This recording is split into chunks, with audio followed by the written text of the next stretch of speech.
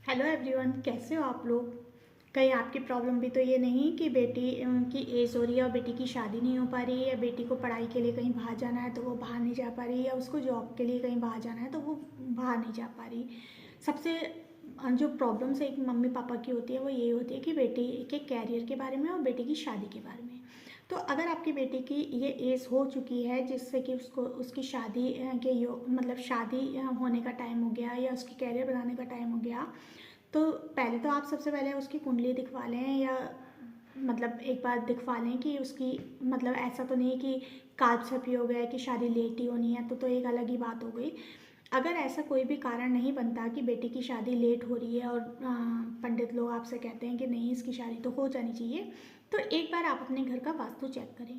कहीं ऐसा तो नहीं आपकी बेटी नॉर्थ ईस्ट में सो रही हो या फिर साउथ वेस्ट में सो रही हो। ये दोनों डायरेक्शन ऐसी डायरेक्शन है जहाँ पे बेटियाँ सोती हैं तो उनका लेट होती है उनकी शादी। नॉर्थ ईस्ट में सोने वाली बेटी के साथ हमेशा हेल्थ इश्यूज़ रहते हैं, उसकी तबीयत ज़्यादा जल्दी जल्दी ख़राब रहती है। और साउथ वेस्ट में सोने वाली बेटियाँ हमेशा आलसी हो जाती हैं, बहुत मतलब बहुत पिकी हो जाती हैं, कोई भी कहना नहीं मानती हैं, जल्दी से किसी का भी कोई काम नहीं करती हैं। तो ये दो चीज़ें आप ध्यान रखें कि आपकी बेटी कहीं नॉर्थ ईस्ट में या फिर साउथ वेस्ट में तो नहीं सो रही। अगर ऐसा है तो ये सबसे बड़ा कारण है बेटी की शादी में डिले होने का।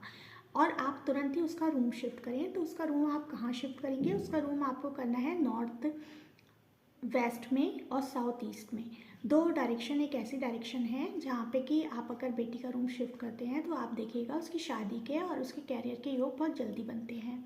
नॉर्थ वेस्ट जो दिशा होती है वो वायु की दिशा होती है। और वायु तत्व एक ऐसा तत्व है जो आप वहाँ पे जो भी चीज़ रख देते हो ना तो वो बाहर भागने की सोचता है।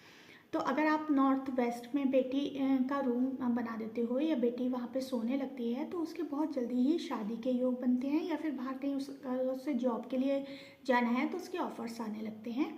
इस चीज़ का आप अच्छे से ध्यान रखें कि नॉर्थ वेस्ट में और साउथ ईस्ट में दो रूम में बेटी को आप सुलाना शुरू कर दीजिए। फिर देखिए कि उनके बेटी के शादी के योग बहुत जल्दी बनने लगेंगे।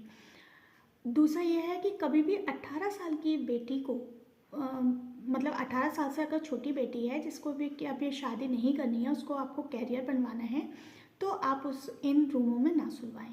क्योंकि ये दिशा ऐसी दिशा है जिससे कि बेटियों के बाहर जाने के योग बनते हैं। और अभी एक 18 साल से छोटी बेटियों के लिए हमें ना तो हमें शादी का इतना रहता है, ना तो हमें ये चाहिए कि उसका कैरियर बनना है। मतलब उसको कैरियर के लिए कहीं बाहर जाना है, हम चाहते हैं कि वो अच्छे से पढ़े।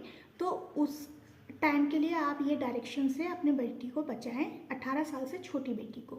और अगर वो किसी गलत उसमें है कि हाँ उसे बाहर भागने का मन करता है या पढ़ाई में उसका मन नहीं लगता, तो भी आप ये डायरेक्शन देख लें कि कहीं वो नॉर्थ वेस्ट में और साउथ ईस्ट में तो नहीं सो रही। अगर हाँ ऐसा है तो उसका रूम आप ज़रूर शिफ्ट करवाएं। अगर 18 साल से छोटी बेटी है तो उसको इस डायरेक्शन में ना सुलवाएं।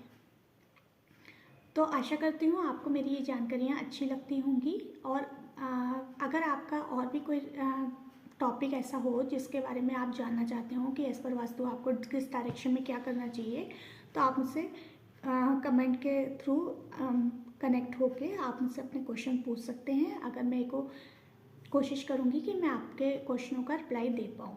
Thank you.